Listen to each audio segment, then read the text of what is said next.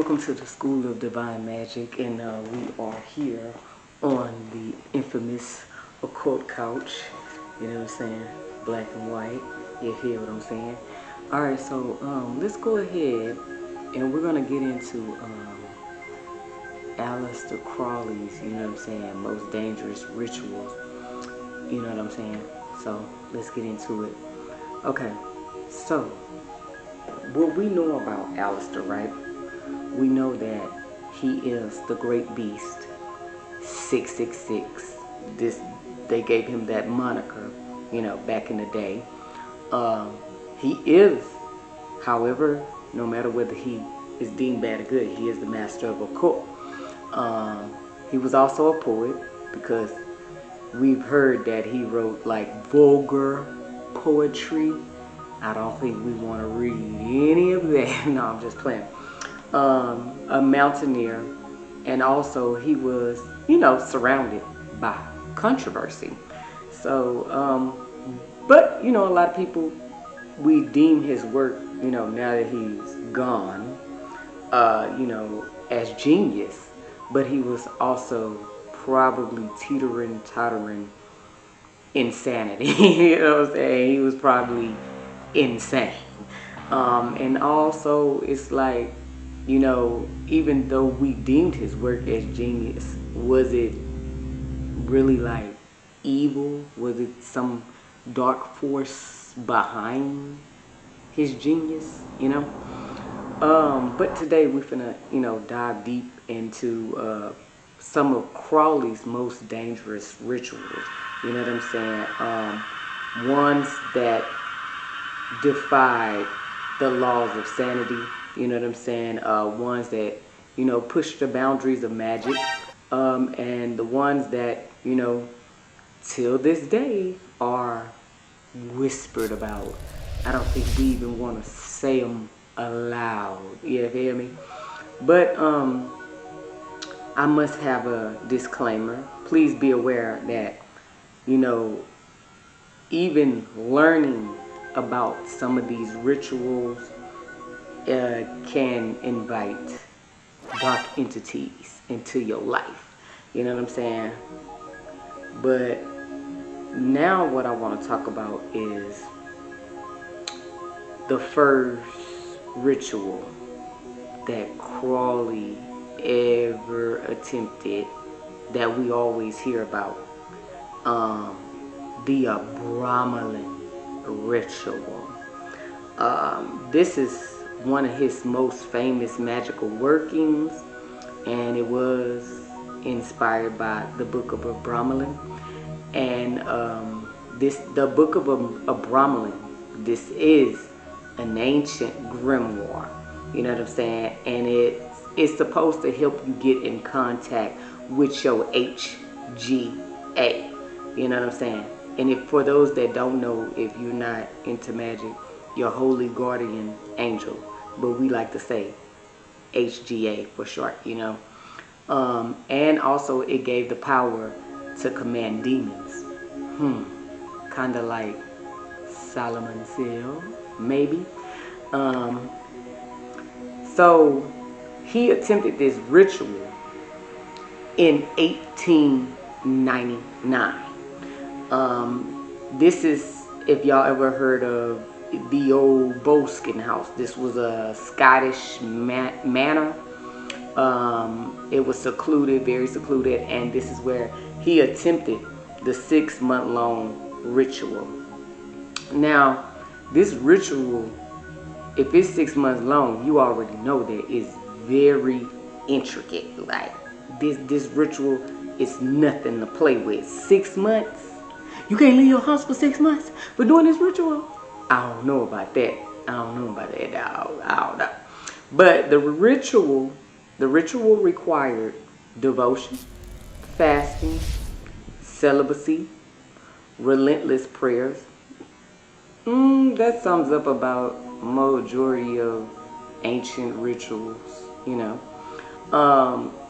However, Crowley, you know, he's always been a rebellious spirit. Can't you tell? He abandoned the ritual halfway through it. Now, you can't abandon no ritual halfway through it. Now you know what I'm saying? He tripping with himself. You feel what I'm saying? So some say it's speculated, widely speculated, that him failing to complete this ritual, it unleashed some spirits up in that house. Because if you know anything about, if I'm standing right, the Boskin house, it's a lot of paranormal activity going on, like too much that it drives occupants out of that house. You know what I'm saying? So that same house, it would later have a lot of bizarre occurrences, like I just said, paranormal activity.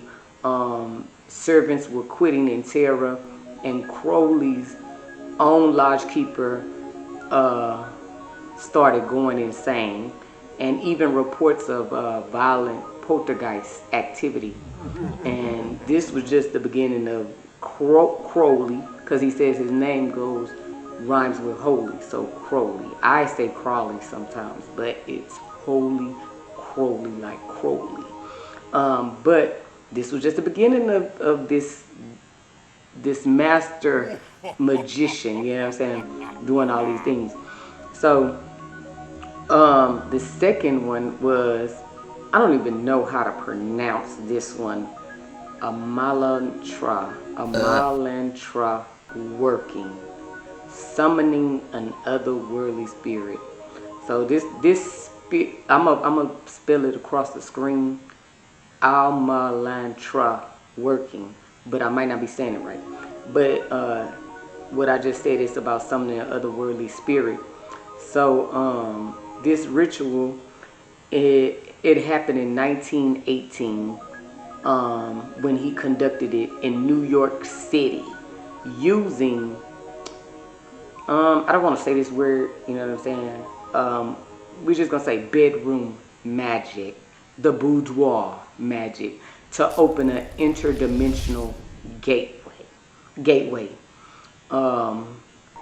So it's like when that being appeared, he said it was a bulbous-headed, thin-bodied entity named Lam. It sounds familiar, and a lot of people link it, let me say this, link it to a Zeta Gray. Well, we'll just say gray alien, but when you think about it with Zeta Gray. And so some occult researchers believe Crowley's ritual opened a portal that is still open to this day, that it influenced us having UFO sightings and otherworldly encounters. So I guess he's the one to blame, I guess, for crop circles and things of that nature. Thanks, Crowley, for opening that portal. Now the third ritual is the Paris working. This is a blasphemous ritual. Yes, my master. This is Crowley's most dangerous ritual, you know what I'm saying? It's a chaotic, unholy invocation performed in 1914 with fellow occultist Victor Newberg. Why would you want to do that? Oh my God. This ritual, it included rituals of extreme exhaustion, heavy use of paraphernalia, we're not going to say what it is, and even sacrilegious invocations in an attempt to summon the god of chaos, Pan. So why would you want to summon Pan? I don't know. Well, Pan, Pan. Why would you want to summon him? You know what I'm saying? So Crowley later wrote that during this ritual, he was overcome with terrifying visions and believed he lost his soul. Now, that's deep. You don't want to lose your soul behind no ritual. Now, that's crazy. And Newberg, his partner in the ritual, he wasn't the same no more either. So I guess basically we summed up, they both went cuckoo. For real. So when we get to all of these rituals and think about, you know, Crowley's legacy, you know, you can say in this modern day, he kind of like influenced the occult world, you know what I'm saying? A lot of people look back at his teachings. He still got people that practice, you know what I'm saying, Thelema, you know what I'm saying, Thelemites. And his work inspired everything from secret societies to modern Satanism, even pop culture icons like David Bowie and Led Zeppelin. And I think, if I'm not mistaken, Jimmy Page ended up, one of them from Led Zeppelin, or either they ended up getting that house, going in that house, the Boleskine house. I don't know why, but that's what they did. You know what I'm saying? But when you think about all the rituals that Crowley attempted, it's like, did he tap into the true essence of magic, or did he, you know what I'm saying, unleash entities and open portals? Or, you know, the bigger question is, you know, two, is if any of us attempted these rituals today, you know what I'm saying, it's like, what would happen, you know what I'm saying? But I'm glad he set the example, because I don't think I would be practicing any of these if you ask me, you know what I'm saying? So this is kind of like, you know, informative, you know, to know that someone actually did these intense magic rituals, and now we see the repercussions, you know what I'm saying, of doing them. So I want to leave you with this final thought, you know what I'm saying?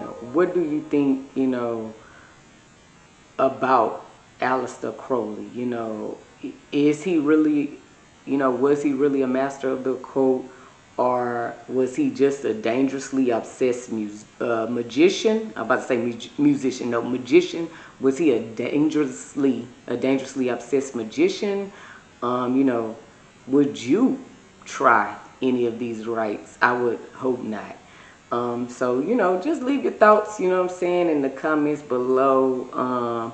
Don't forget to like this video, and also subscribe, you know what I'm saying. We're going to go into more occult history, and, you know what I'm saying, dive deep and talk about a lot of different magicians and a lot of things when it comes to the occult, you know what I'm saying. We on the occult couch, you know what I'm saying.